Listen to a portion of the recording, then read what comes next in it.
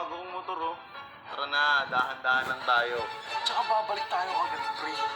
Bago. Ano nakakatakot ka, pre? Parang demonyong ka, pre. Pero sigurado kayo, paano kapag nahuli tayo ni Carmen? Hindi lagot tayo lahat. Hindi yan, buds. Akong bahala. Sabado ngayon, di ba? Babalik tayo bago sumikat ang Sunday. Ito ang plano.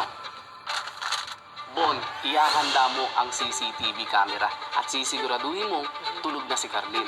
Ikaw, Irwin, ikaw ang magsisilbing lookout sa labas. Dahil pag lumabas si Carlin, bulilyaso ang plano.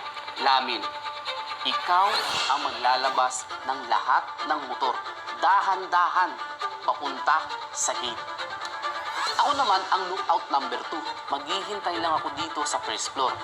Hihintayin natin si Bon na maka-exit sa taas. Dahan-dahan at sabay-sabay tayong magkita dito sa labas. Radio check, nandito na ako. Sige. Dito na ako. Clear. Wala na ako po. Nandito na ako, tropa.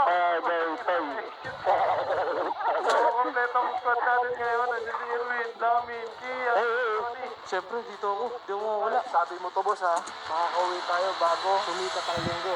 Ang Sunday. Yan. Bossing, tinan mo to. Under surveillance yan, bossing.